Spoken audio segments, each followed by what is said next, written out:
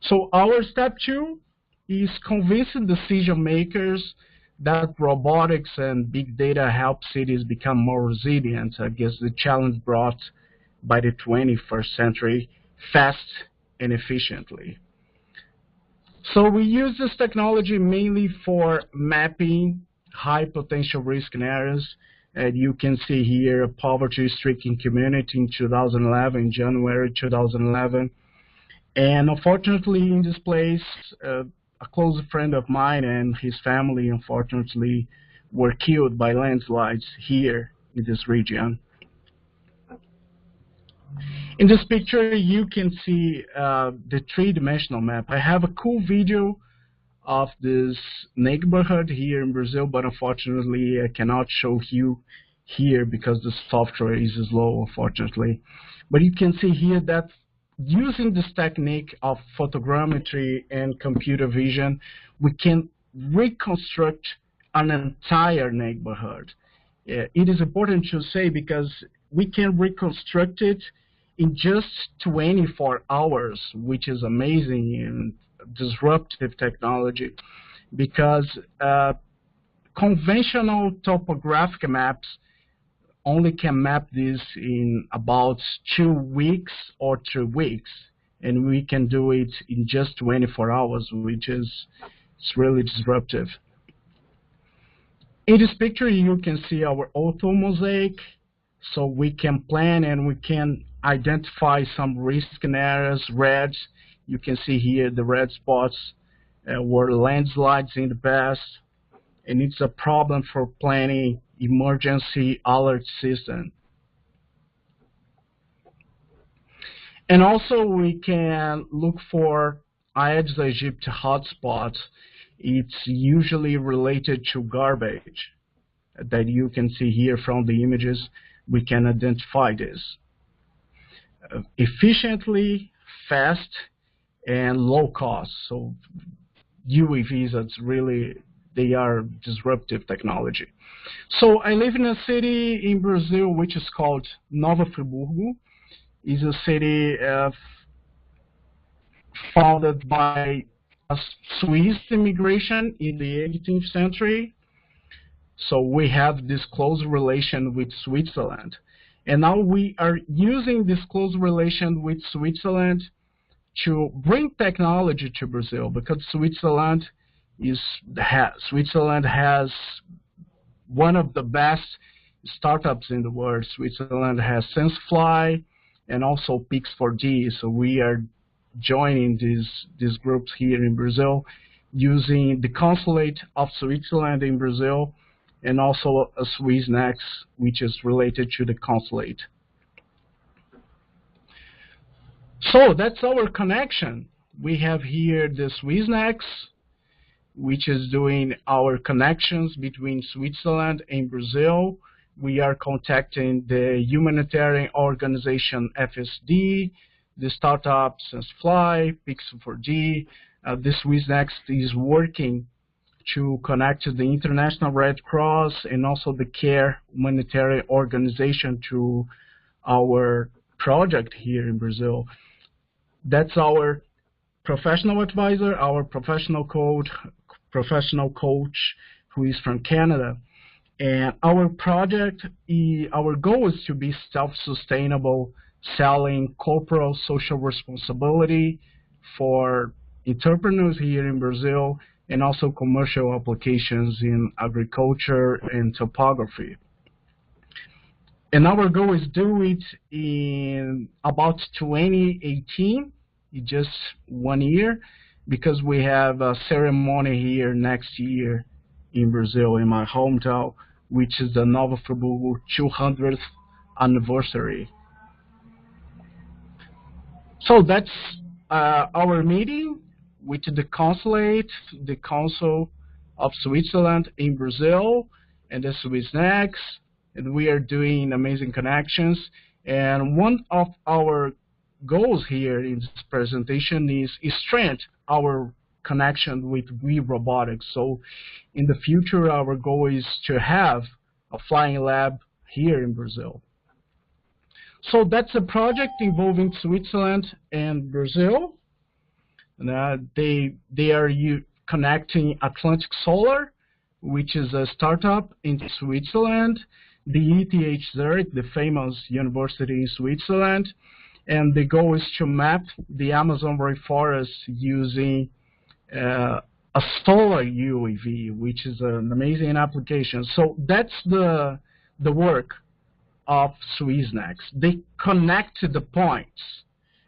So we are using SwissNex to connect to the points between Switzerland and Brazil to do a real project here.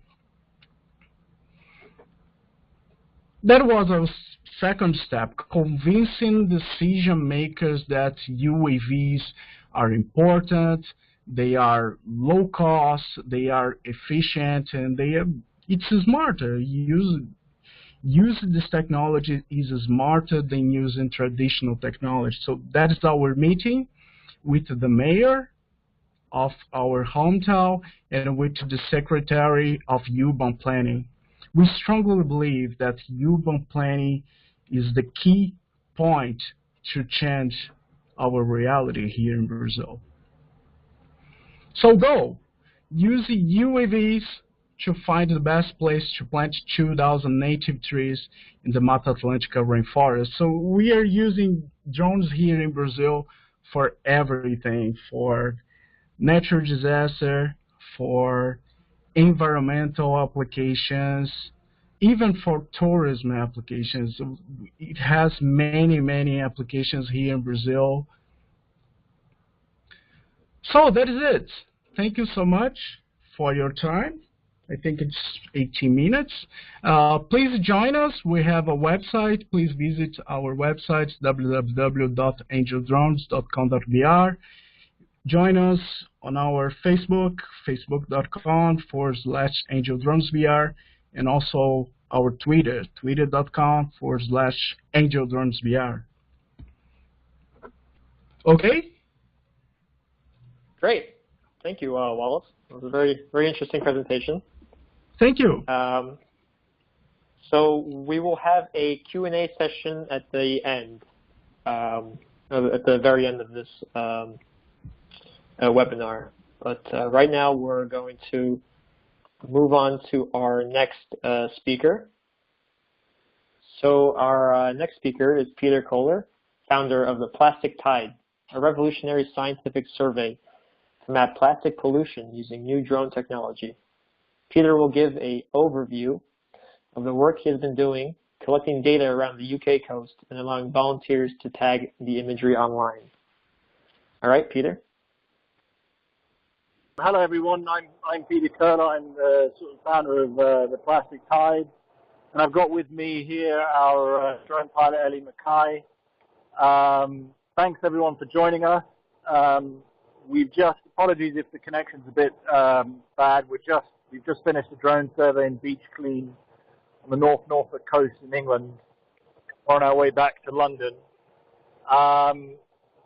Where to begin? So the Plastic Tide is essentially, in a nutshell, what we do is we survey beaches using drones, off-the-shelf drones, and upload those images to an online crowd science platform called Zooniverse. And I think Peter has the link there, or will shortly have the link up. And the idea with that is that you can log in and tag plastics that you see or marine litter that you see, and that trains a machine learning algorithm to then find and identify, measure and monitor plastics and marine litter. And the sort of end goal with that is to have a self-sufficient algorithm all over any images provided to it, and pick out plastics and marine litter, measuring how much it is in that image, producing a sort of map of concentrations and levels of plastic around coastlines anywhere in the world. And we'll make all of that data open source, so the algorithm, all the images we collect, the machine learning, the back-end training data, and as well as a method for everyone to replicate what we do.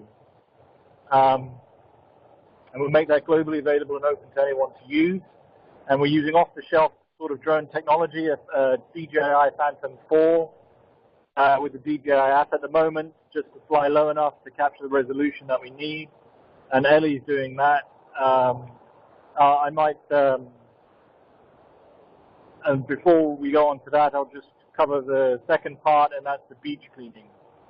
So after we do the drone survey, we then clean the beaches and sort of use the Marine Debris Tracker app to sort of do a rough sort of scientific survey of what we actually find on the beach. What sort of applications does that provide? You know, why do it? Scientists have estimated that we can only account for 1% of the plastics that we find in our oceans, and that's on the surface. So 99% of the plastic and marine litter is unaccounted for. We don't know where it is. It's either, you know, on the ocean floor, it's either in the water column, it's in the marine life, it's on the coast. So our algorithm can help answer that question, can help answer how much is washing up on the coast.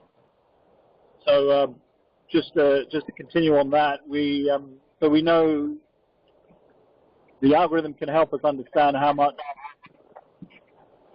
of the percentage is washing up on the beaches of that unaccounted for 99%. And not only that, it can also help us. Not only that, it can help us understand, you know, where the plastic goes. If it enters the river, you know, we don't know if it ends up just outside the river estuary, or does it continue across a sea or an ocean. You know, so it's a really vital piece of scientific information, and furthermore, it's unprecedented in the level of detail that it can collect. Because at the moment, you have sort of manual surveys of enthusiasts and conservationists that go down to beaches, and they, you know, there might be 5 one day, there might be 2 another day, and they might be different people, and they might classify things differently. So although it's a valuable data source, it's not a terribly scientific and consistent one. And the machine learning algorithm, once it's been trained through the Crowd Science platform, offers that ability to have that sort of consistently sourced data.